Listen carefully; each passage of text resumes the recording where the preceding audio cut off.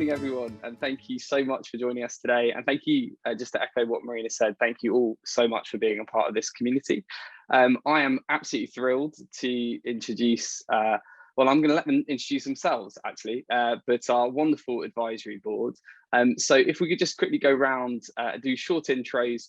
We'll start with, I'll start with Charlene first, and then we'll go Ben and Cleo. Over to you. Great. Hello, everyone. And thanks so much for the introduction, Marina and James. My name is Charlene Chen. I'm currently the COO of a health tech startup called Lantum, which works with NHS organizations and healthcare workers across the UK through a staffing and scheduling workforce management platform. Prior to Lantum, I was the co-founder and COO of a Pan-African fintech called Bitpesa, which is now rebranded to Aza Finance, building and scaling up a business of about 140 people across Europe and Africa for cross-border payments. And before that, I was an IT consultant at Deloitte. So essentially, the core of my career has been an ex-IT consultant turned into a very, very happy operations leader, very passionate about operations and really looking forward to the conversation. Thanks, Charlene. Ben, over to you. Yeah, hi, I'm Ben Sanders. So most recently, I was the head of Europe for Pollen, which is a marketplace and D2C product for youth-based music and travel experiences. Prior to that, I was the COO of Pocket, which is a startup bank, digital bank focused on the financially excluded in the UK. So there are about 7 million people in the UK who can't get bank accounts. So I scaled Pocket up to about 80 people. And I started my career in management consulting with Bain & Company. So kind of a varied career path. Thanks, Ben. Last but not least, Cleo. Hi, everyone. I'm Cleo. I was most recently COO of Spotahome, which is a marketplace for midterm rentals in Europe. And I'm about to join Stride.VC as a partner starting in June in London. And before Spotahome, I was at Uber, initially as a GM in China, scaling the China business, and then over to EMEA, where I led operations for the 45 countries that we operated in the rides business. Earlier in my career, I started a couple of startups, but at the very beginning, I was also a consultant at McKinsey. And I've also been an angel investor in over 60 companies in the last few years. Thanks. Fantastic. Thanks, Cleo. And congratulations on the new role. Very excited for you. We'll start with you, Cleo, actually, for our first question. And I know there'll be a lot of COOs listening to this, but also some aspiring ones too. So how did you become a COO? Sure. Yeah, I think this is indeed quite relevant to a lot of us here. Initially, my operating career really started at Uber when I joined as a GM in China in 2014. There we were going through the hypergrowth phase, building teams from 0 to 60, and always liked building my own startups. So really liked the earlier stages of a company when we were just figuring out processes and building teams from scratch. And so when I moved to EMEA at Uber 2016, the company had already gotten a lot larger and we were working on consolidating operations, streamlining, and I left in 2018, which was, shortly before the IPO. And by then the company had about 25,000 people. So I think the builder in me really wanted to get back to something that was a bit earlier stage.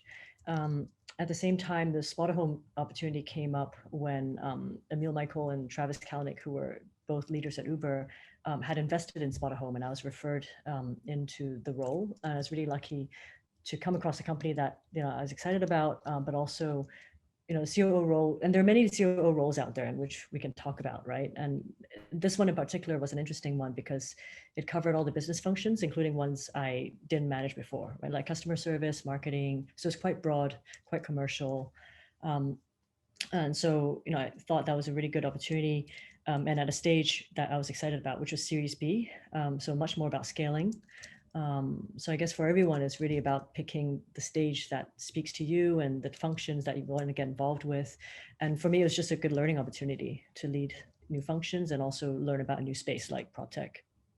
Brilliant, thank you. And Ben, I guess the same question to you. How did you become a COO?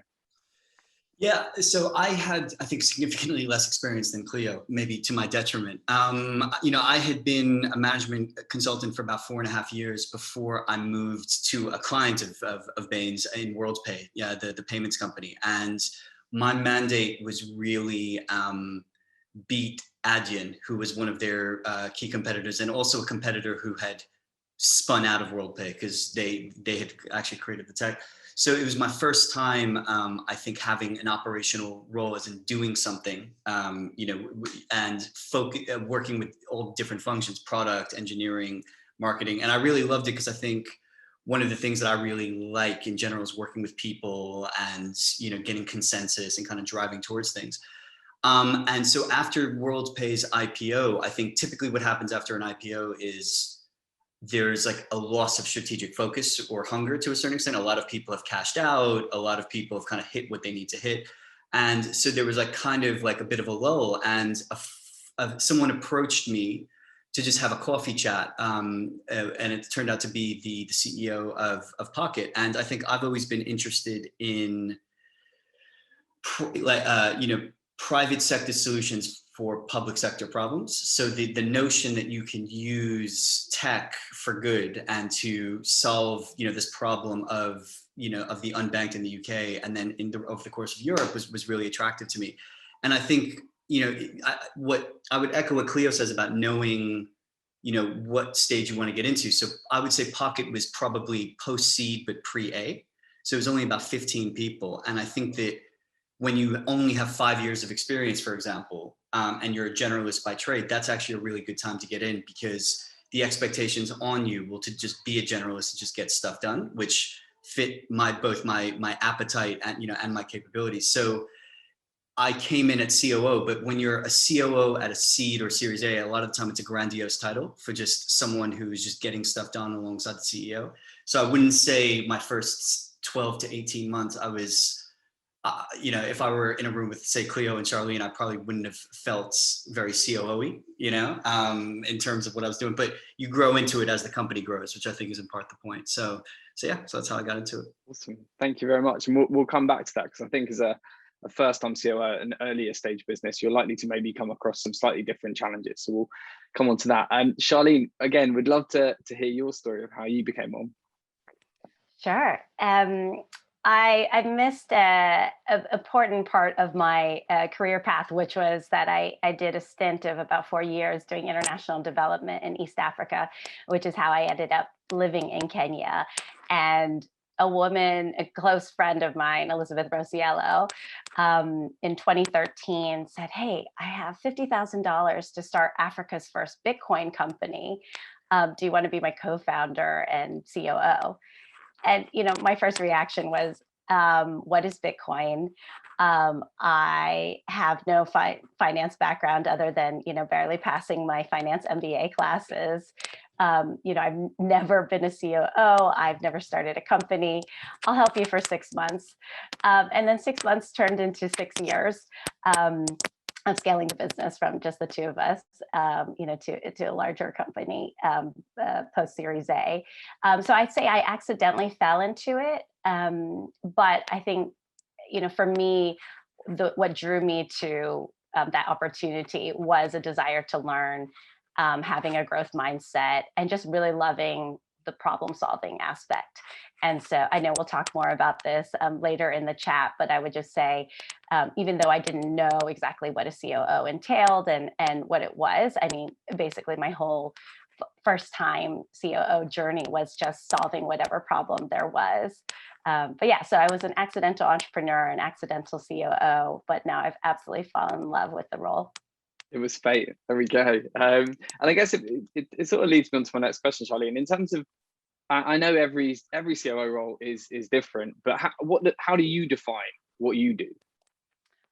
This is the million-pound question. As James said, COOs come in all shapes, sizes, backgrounds. There really is no one size fits all, but I'd be happy to talk about how my COO journey has played out, and from being in a community with a number of COOs, I find that there's some common similarities.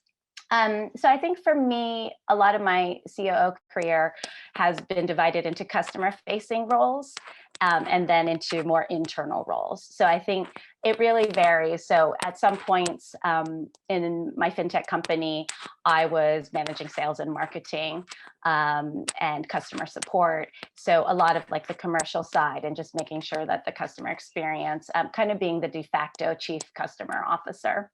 And just really ensuring from the beginning of the sales process all the way through to service and delivery, there was a really positive customer experience.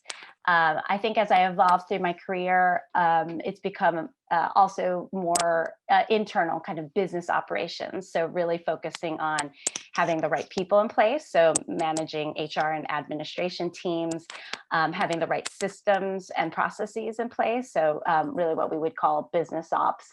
And then I've also found myself at Lantum having more of a hybrid role.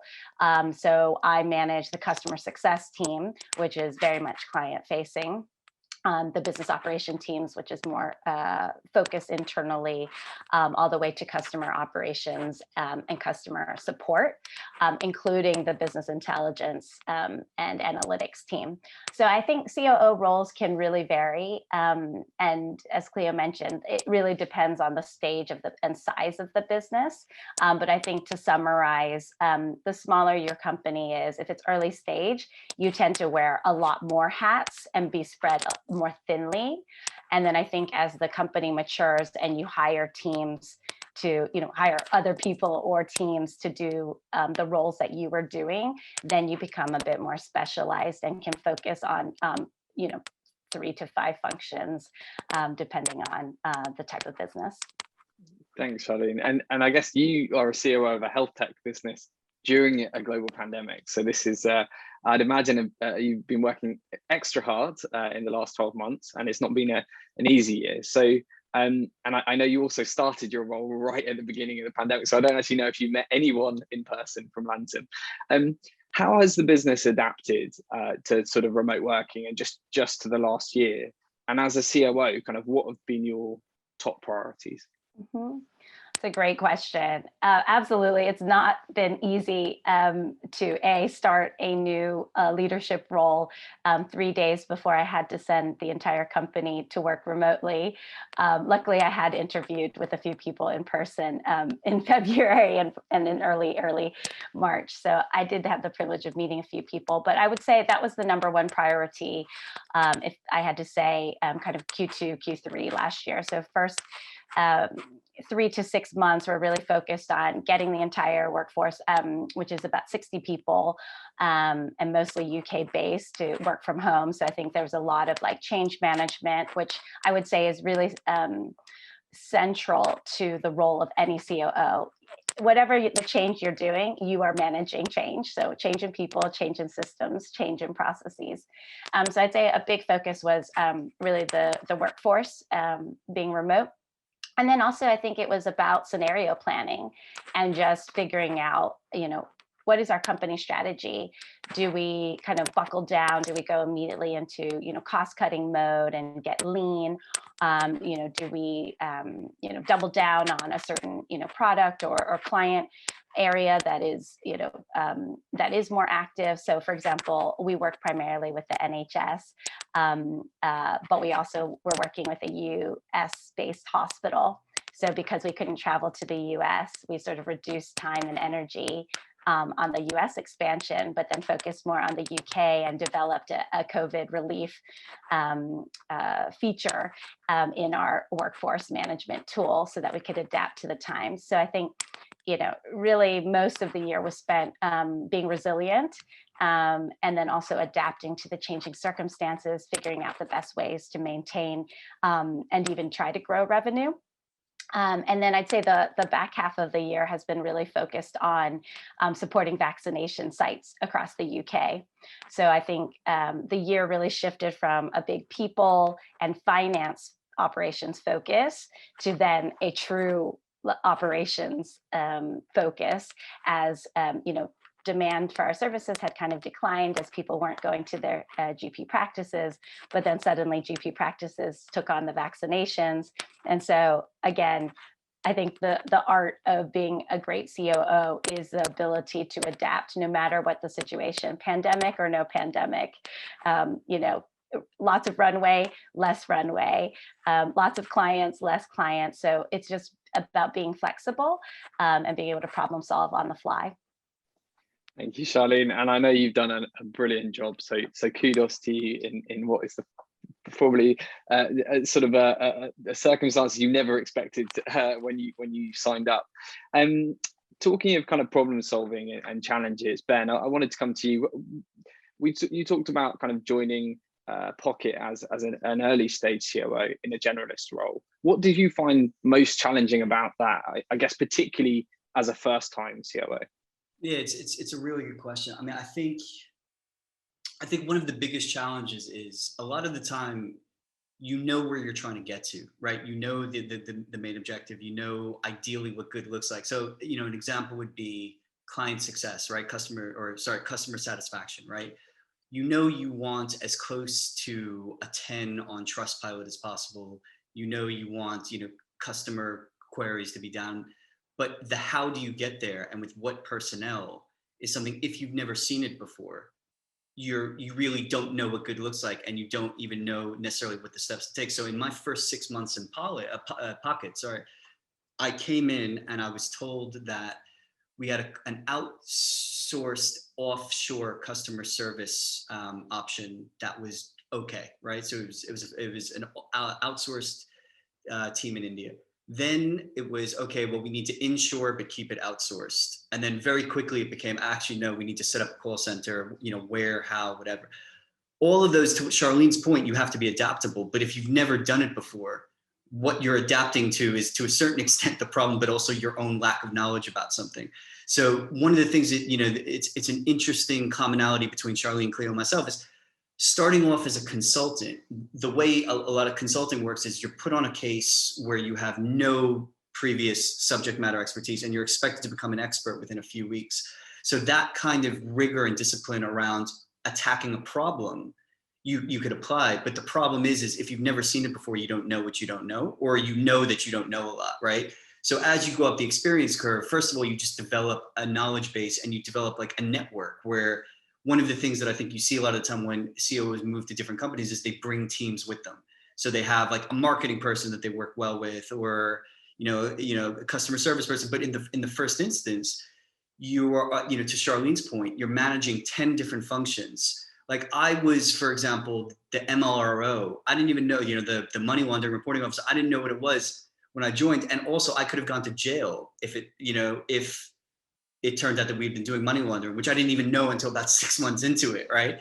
And there's this thing where, you know, you're being stretched across multiple functions, some of which come naturally to you, like maybe BI or strategy, others don't. And it's how do you get up the you know, the experience curve quick, and also how do you even know how to interview people who can kind of, you know, provide you leverage, to Charlene's point, right? Because if you don't even know what, you know, the questions to ask, you're kind of, you know, flying blind. So the most challenging thing is knowing you don't know stuff, but also knowing that you have to solve stuff. So it's that kind of pressure, I think. One of the other, I would say, big challenges to being a new COO is you don't come in with very much legitimacy.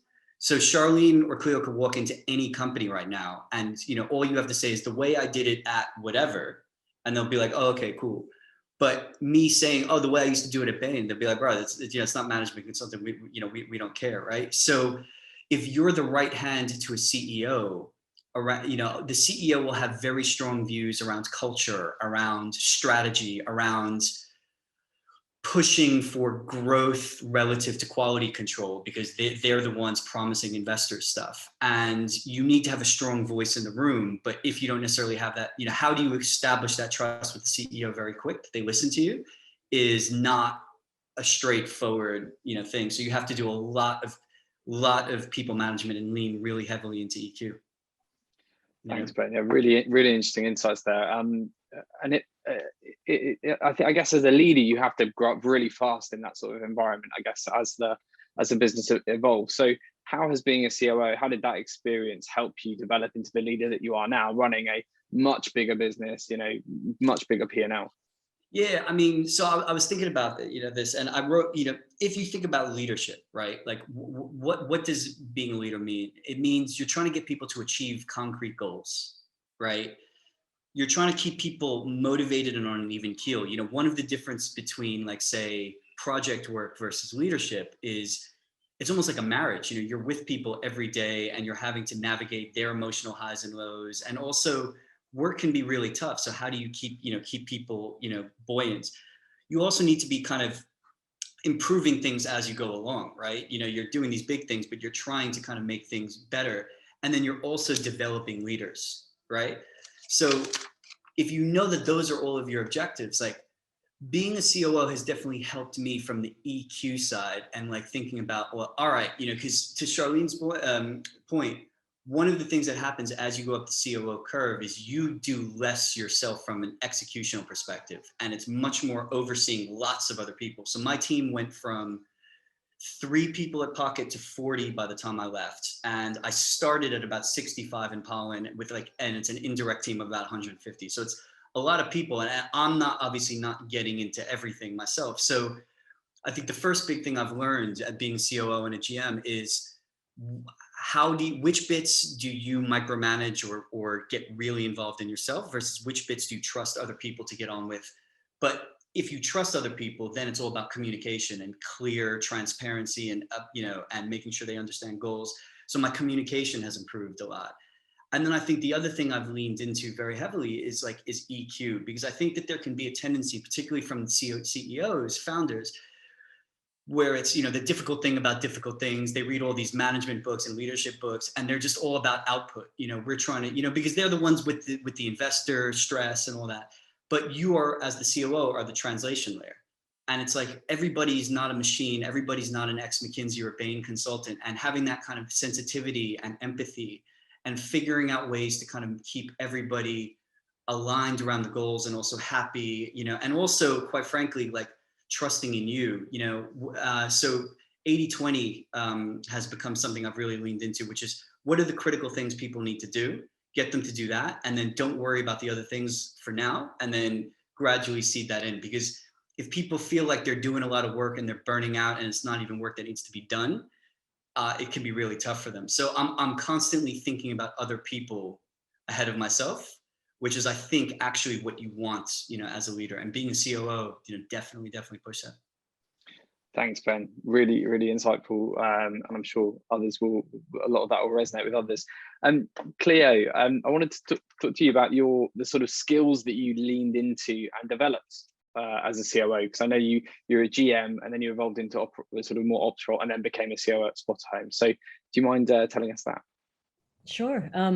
Yeah, and I think a lot of these skill sets sort of translate through various types of ops roles, right? A lot of it's about, firstly, like identifying great talent and building teams, right? The team is really what makes a huge difference with any company, and is really what makes the company ultimately, I believe. So, and talent could include raw ability and experience, but also attitude. And so knowing how to spot talent in terms of, skill sets, but also culture adds, was really critical. That is ultimately what enables you to scale, what enables you to execute less yourself and be able to let go. And trust people, right? So that's one skill set that's been important throughout. Second is really developing your own authentic leadership style. Everyone has their own personality, their own styles of leadership. Not everyone is super loud or vocal, and vice versa, right? So I think bringing yourself to work, in an authentic way, showing vulnerability, being intellectually honest, and willing to ask questions about what you don't know to the team, and relying on the team to help, also helps people trust you and builds credibility as a leader, and helps you connect with the team. And I think, especially in times of crisis like last year, we also needed to do a major restructuring, and there were over 100 people laid off just in my org alone. And there was a lot of uncertainty within the company, and anxiety, and it's a tough position to be in, as a lot of people just joined us. But being open about what the concerns were, and telling the truth, while being careful, obviously, was really important. And another area was, I think, just strategic thinking. I think, as Ben mentioned or Charlene mentioned, there's like, the to-do list is endless, right? And your role is so broad that you really need to know what to prioritize at all times for yourself, but also for your teams. I think more importantly, the teams need clarity as much as yourself. So, whether it's like a OKR process every 6 months or, roadmap planning every 6 months, whatever it is, it's important to be super clear on what those are to make sure people are spending time on the right things and understanding, where you have leverage. And you could change those priorities every 3 to 6 months and be flexible, but just like being able to think strategically and zoom out and do that for the teams is, I think, really important. Other areas, I think empathy and influence. I think Ben mentioned leaning into sort of soft skills, EQ, people skills. I think COOs do touch the entire organization, including the board, investors, the CEO, and all the other teams across like finance, HR, marketing, and your own org, right? So I think being able to balance the interests of different teams, but also be able to establish trust horizontally, including those who don't report to you, and challenge like people respectfully, especially the CEO. I think sometimes you need a challenge a bit. Being able to do that respectfully and trustfully is super important. Yeah, and then otherwise it's just really about, again, making sure the teams are able to function well together across as well. Like even if they're not part of the same team, how do you form processes, working groups, so that people can get the best out of working with each other, and also creating a great work environment. I think those are really the things. I think other things like data-driven decision making is really table stakes, right? It starts probably in other roles too, but then that's something you would just continually lean on in a COO role. Thanks, Cleo. Yeah, it's so many of that, I think is some great points. And I think interestingly, the point about vulnerability in leadership, I think is something that's really stood out to me, is something that some of the best leaders I've seen get through this crisis have been the ones that have been vulnerable.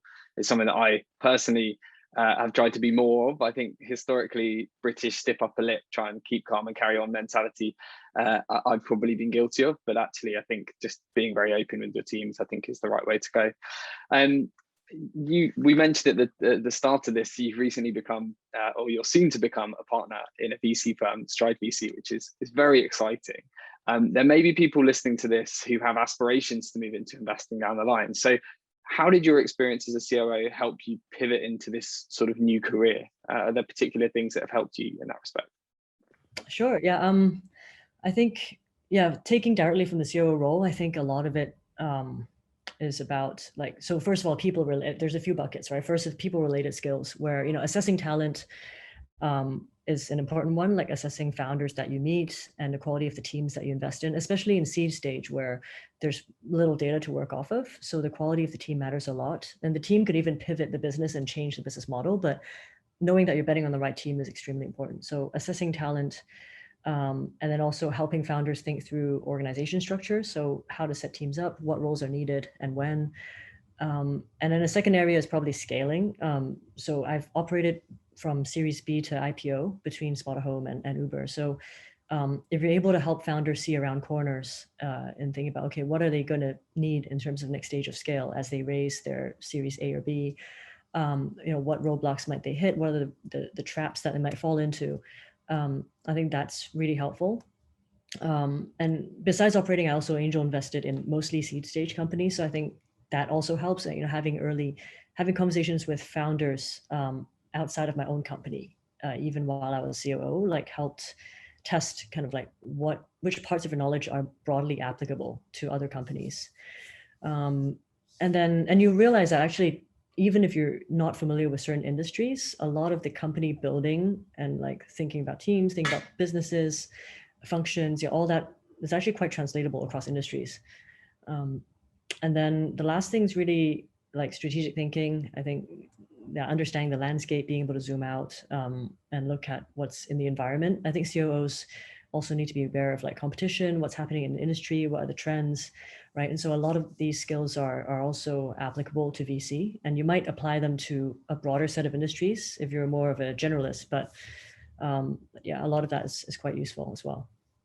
Thank you very much. Well, we've just got one more question, which is for all of you really, before we come on to a Q&A, and I can already see some great questions have come in. Don't mind who takes this one first. A little bit of a selfish question, but what made you want to get involved with SOS? I'm happy to kick it Charlene, off. yeah, let's go Charlene first, because you were there right at the beginning. Well, and I promise James didn't pay me to say this, but I think, honestly, I was attracted to working with JBM because of my relationship that I've built over the years with James. As a COO, one of the things that, as was alluded to, is you spend a lot of time doing recruitment and building teams. And sometimes that means recruiting, exec level folks. And so I've met a lot of headhunters. I've been on both sides of the table. I've been headhunted. I have worked with headhunters, and James and the JBM team are some of the least transactional, most relational, like really looking holistically at, what does the organization need? What do individual candidates need? So I've always been a huge fan of the culture and the ethos of JBM, which I think really is different from a lot of the more, I don't mean to dismiss other players in the industry, but it can be quite transactional and fast paced, and on both sides of the table, you don't feel like you're really being looked at holistically. But why SOS? I am incredibly passionate about the field of operations, and I feel that it's an undervalued function. It's easy to make generalizations, but I think if you're looking at C-level executives like COOs, there's a lot of hype around the actual founder, the CEO, the CTO, the CMO. But I think people sometimes take for granted the role of the COO, and by extension, VP of operations, head of operations, and just operations in general. And I really believe that operations excellence is the difference between a company that succeeds and doesn't. I mean, obviously there's table stakes, like you have to have a good product, you have to have, good product market fit, you have to have customers who you delight, like obviously all of the basic, lean canvas principles. But once you've passed product market fit, you will not scale your business unless you have great operations people and systems and processes. So I'm really excited about SOS because I think it serves two needs. One is it helps showcase the importance of operational leadership and provides an easy way for businesses to access that kind of great talent. So I think sometimes CEOs and founders, they kind of put their hands up and they're like, I need help, but they don't necessarily know what kind of help that they need. And they don't know exactly what kind of talent will help solve their problems. And so I think SOS is really helping to kind of dispel the mystery around operational leadership. And I'm really passionate about showcasing operational leaders and helping them see that they can actually create tremendous value in a business. Thank you, Charlene. I promise I didn't ask her to say that. And just Ben and Cleo, before we come on to Q&A, was there anything else that you would add in terms of just maybe the opportunity for SOS in the market? Yeah, for sure. I mean, well, I also echo Charlene's point about, JBM being very differentiated in the market, because I think one of the things that, and I'm sure people on this, in this chat could echo, is most recruiters are very, not just transactional, but not particularly considered. So on both sides, right? So they will throw 20 CVs at a hiring manager, and they will also take your CV to the hiring manager, even if your CV doesn't fit the need. And then you might not even hear back from them if you've been passed on, right? And so I think what JBM understands is that it's all about relationships, both for the hiring person and the hiree. And I think that's a really great attribute, because I met James actually as a hiring manager, not as a candidate. So kind of having that great experience definitely kind of showed me that I think JBM was really different. I think in terms of SOS, one of the things that I would say, and maybe Cleo, Charlene, you could kind of echo this, is I feel like the European tech landscape is probably 10 years behind the US from a professionalization perspective in terms of producing, both the job opportunities and the leaders, right? Which is why CMOs and salespeople are still being imported from the US, because it's just not something that's been necessarily, created here. And so we're now finally hitting this moment where you're getting this crop of people who started working in tech in 2014, 15, 16 with great experience, But maybe, look, the tech world is very bruising, and you can do it for a couple of years, and maybe you have a falling out with the founder or something, or maybe you're just burned out for a bit and you don't want to go back. And so there's both an interesting moment now of supply and demand, and I don't think very many people are thinking about that. And SOS, I think, really can fill the gap of, hey, there's a lot of companies that are now here that are doing great things and need some strategic thinkers. And hey, there's a lot of strategic thinkers who are available. So, why don't we, and then leaning into JBM's kind of people-oriented approach, it's like, it's the perfect thing. So I think SOS is going to kill it, or is killing it. Thank you, Ben. Cleo, was there anything to add to that? I know you're the latest member of the SOS Advisory Board. Yeah, I mean, I echo a lot of what Charlene and Ben already said. I think I also I know SOS through a lot of my ex-Uber colleagues as well, who've been part of, I think, SOS, done engagements. I think the solution itself is helpful to companies, especially, when they're growing fast and they need help, or there's uncertainty like COVID, or just helping companies ramp up the knowledge curve a bit faster. And I think there's obviously also more need, I think, from the talent side to do kind of more portfolio type work. I like the investment in community that's happening here. That's actually rare. I don't think I've ever really seen it done that's like with so much effort, right? And I think that's huge. I think including this initiative or the podcast, and a lot of it's about helping the community and helping people with development. And I think that's something I'm personally passionate about as well. So yeah, I think those are really reasons for me. Thank you. Thanks, Cleo. And I guess to everyone listening, we're keen to continue evolving these sorts of events and cover things that are going to be as useful as possible and value add. So do share any ideas on that front. We've got 20 minutes left, and I want to cover a few questions. We've had some really good ones that have come in. So firstly, thanks to Zane for this one. The COO role can almost be a catch-all for functions that don't fit neatly into a box in an existing org structure. What advice do you have about rationalizing the different functions, identifying the core focus areas, and succeeding in various sub-roles? Who wants to go first on that one? Go on, Cleo. Okay, well, yeah, I'll start briefly, I guess. As I mentioned earlier, I think prioritization is key, because everything could just fall into the catch-all that is the COO, right? So I think first you need to know what's important to the company. Where is it trying to get to? What are the sort of key objectives or results that you're looking for? Again, it could be an OKR process or not, but first figuring that out, like what matters to the company, like what are the core competencies that it then needs, and what it needs to do. That'd be helpful as a starting point. I think different companies have different priorities. Ones might be very sales driven, others might be super product driven.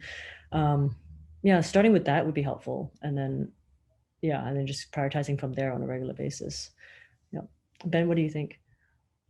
Yeah, I mean, obviously that was going to be pretty much my answer. I mean, I think if you work from the perspective of what does this company need to succeed, right? Like at the most macro level question, right? Like, because the way when you're in a seed, I would say up until the point that you IPO or you're sold to something, you're always necessarily having to have two different thoughts in your head at the same time: the short term and the long term, or maybe even the extreme short term, the medium short term, and the long term. The long term is the vision that you get at the beginning of pitch decks and stuff. Like, what are you eventually trying to be?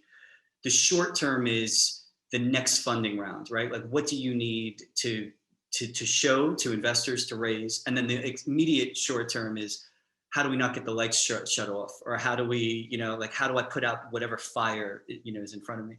And I think that if you sort of know, at the high level, okay, well, what's going to make this company succeed is product or marketing or sales or whatever. You then organize the company accordingly, right? Because if it's a sales-led organization, sales team takes precedence. Then you have the relationship management. You have a tight customer service team. Like, you create a chain there. Whereas if something is more marketing based, well, then it's all about hiring the right kind of creative talent and stuff. So I think if you everything starts from understanding what your objectives are, and your objectives start from kind of understanding, well, like, what are we trying to do and why? And then you backwards but what I would warn against is getting way too detailed, like getting caught in the weeds and like trying to do all the sub things if you don't know what you're solving for, because then you're going to get yourself crossed up and you don't even necessarily know why. So it's always simplify and try to work out what the end goal is and then work backwards. Thank you very much. This is from Daisy. You all talk about steep learning curves when you started out. Obviously, a lot of progress will be learning on the job, making mistakes, and every company is different. But are there any resources that you guys use regularly to help figure out the answers to new problems? Charlene, I might come to you on this one. Sure. I actually do know Daisy, and she'll probably she's going to smile when I say it. So one is community. So the beauty is that we aren't the first COOs and we won't be the last. And so this is exactly why, and sorry to put in a plug, it's just a passion project, but I started a COO community called Cohort for this very issue, because there are literally 3 books on Amazon.com, that are related to the role of the COO, and most of them are for American multinational companies. So I think leaning on others, because even though companies are very different, in some shape or form, startups and scale-ups have a lot of similarities. So it's impossible not to find, a somewhat similar. So like, finding, for me, this was my first B2B SaaS company. So I gravitated towards finding other B2B SaaS, leaders and trying to, run ideas by them. Then here's my guilty pleasure, is just using the World Wide Web. There's actually a lot more content out there, I think, for operators than there was, when I first became a COO 7 years ago. So I've been really impressed by just like the different tools and frameworks that are out there, but they are hard to find. So one of the other projects that I've been involved in, Operations Nation, is trying to aggregate all this content in more of a one-stop shop so that you can find it. So, if you're looking at career progression frameworks, then okay, I can go to progression.fyi. If I'm looking for or different org structures or org designs, like there's actually a website that has it's like the Uber org chart and the Twitter org chart, and you can kind of just look at like different companies and how they structure their organizational design. So yeah, I think just leveraging that. Podcasts for sure, are really helpful. 40-minute mentor. Yeah, of course, 40-minute mentor. But yeah, I think it depends on how specific. So I think if it's a really specific thing, going to people who have done and solved the same problem is really helpful. If it's more generic and you're looking for kind of a strategic approach, I think it's looking for what frameworks are out there. And probably the number one favorite blog is First Round Capital. I just really, really love the content that they put out there, and I feel like it's really well oriented towards operators. Thanks, Charlene. Well, the questions are coming thick and fast now, so I will try and get through as many as we can in 14 minutes.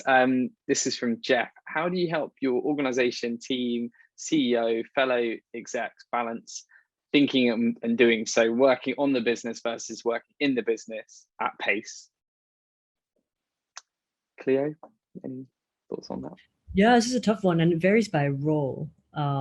It's probably more important for the leadership to regularly take some thinking time out, whether it's at a micro level, managing your calendar so you don't start meetings till a certain time of day, or taking time out as a group, like chatting in offsites, forcing yourselves to zoom out, and being quite thoughtful about having this cadence. Yeah, for other team members, it really depends on the role. I'm not sure if that helps to answer the question. And and one other aspect is it's quite easy to just forever work with the internal pieces of the business, like looking at processes or the metrics or building teams. But it's also important, especially for ones that if you're leading teams that interface with the customer, to actually take the customer's perspective and go outside on a regular basis. So it's usually, been quite helpful for teams to just occasionally take time to do customer support tickets or bringing in a customer into the all hands and actually interview them. Those are just some tactics, I guess, that I think. Thanks, Cleo. Really appreciate it. Ben, coming to you on this one, because I know you've hired chief of staff to work with them. Joe asks, for a young company, how does a chief of staff differ from a COO role? Well, it's interesting. It's echoing a bit of Jeff's thing. I think a chief of staff is a doer, not necessarily like a leader in the organization, in a young organization. So I think that a chief of staff at, say, a seed or series A would be a bit more of a junior person, 3-4 years experience, who's incredibly organized, looking to kind of move up, and you kind of throw at all of the problems from an executional perspective, like almost like a PM, like a project manager or something, but also keeping everything, like keeping that, that full view, so that as the COO or the CEO, or even full leadership team, you can kind of take some of the stress of having to manage all that, and put it on them. But where I think the chief of staff differs from the COO is the chief of staff isn't necessarily going to walk in the room and say, okay, strategically, here's what we need to do, or here's where we're going. They could definitely input, but I think that their leadership voice is probably less than kind of the senior managers. But it's a great platform to eventually work your way up to that, because you see all aspects of the business, and you are getting to see if how things tick, and then think of the improvement points. But I don't think that they would have that kind of share voice, and also the leadership side. Like, I've never seen the chief of staff, for example, manage a bigger team beyond junior kind of ops or delivery people. But again, it probably depends on the organization, right? But I think in younger organizations, that's typically what I would expect.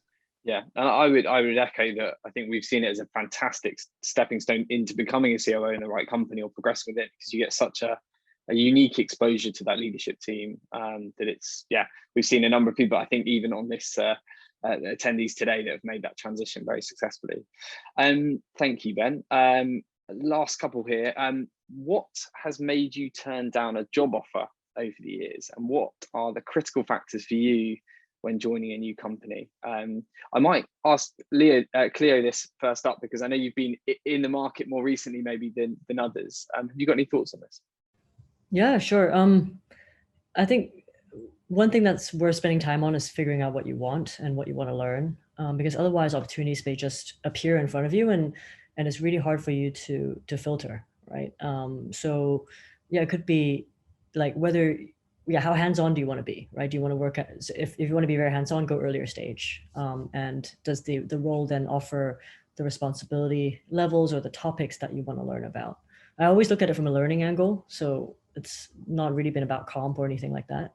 So learning is a huge one, but also culture is another one. Culture and team is equal importance, if not even higher, than the stage and function, actually. So, because one, you want to work with a team that you can work well with, but also learn from, like an inspiring team and a workplace that you enjoy. But secondly, if you're with a great team, the likelihood of that company doing well is also higher, right? So those are maybe some of the first filters I'd use. Great advice, thank you, Claire. And I think we'll wrap up on this. There's two quick questions actually. One is, if there was one skill that is key to success as a COO, what would it be? And I'm going to keep it to one. So Charlene, do you want to go first? And if everyone gives one. Sure. I would say it's the change management and everything that goes with that. It's internal, external stakeholder management and the communication of that change, whatever it is. Awesome. Ben? I'm going to cheat a bit and link two things to one. So I think it's being a stress absorber, not a stress creator. So being the person who kind of takes it all on, but doesn't stress the team out, which is part of what Charlene's saying with people management. But then I think within that, it's then having clarity. So clarity of thought and clarity of communication, because you're going to be needing to get a lot of people on board to do different things. So if you can really work out what needs to be done and why, and then be very clear in your communication, it makes everything much easier. Great. Cleo, anything to add? Yeah, I guess the last one is self-awareness, I think, which probably applies to every role, but especially in a space where things are changing so fast, companies growing so fast, and you need to develop very quickly as well, like being aware of yourself, what you know, what you don't know, and how you're behaving, how you're feeling, all of that matters a lot. Thank you. All brilliant advice. And I think the final question, this came in ahead of this actually, was how have you dealt with any disagreements with previous CEOs? So is there anyone that is brave enough to answer that? I think it's something that comes up as a COO that's probably quite an important one to answer. I could start and then I think echoing Cleo's point, you first have to have this, you have to have self-awareness. And one of the most important things being a COO who's not a co-founder is you're not a co-founder. And even if you're a decision maker, and even if you are important, you are not the most important. And ultimately there's one person whose decision, or two, depending on how many founders there are. So I think that you have to very much view yourself as like a consigliere, you know, like the Robert Duvall character in The Godfather or something. But like, you also have to know when there's limitations of like how much influence you have. So it's kind of understanding which are your red lines, like what are the things that you're really, really, really willing to kind of not jeopardize the relationship, but like really push your point hard, versus which things are you willing to kind of accept that, okay, I've said this, I've lost it, you know, moving on. And so I think that the way you kind of deal with those disagreements is you have that emotional balance of, these are the things that are most important to me, these are the things that are less. Here's how I'm going to use my EQ to kind of influence it, where it doesn't even become like a disagreement. It could become, you know, like kind of friendly chat. And yeah, and then you just have to accept when you lose, because ultimately it's not your business. I mean, you're hired help, you know, and if you could accept that, then you're fine. But I think that one of the things you do see sometimes with COOs is they say, you know what, I want to build my own thing because I don't accept that. I want to be, you know, the ultimate decision maker, which is fine, but then you have to set your own company up. So you just have to have that kind of awareness of what your role is within the business. Thank you very much, Ben. Thank you so much for your insights. I found it personally very valuable, and I'm sure everyone watching today and listening also really appreciates it. So thank you.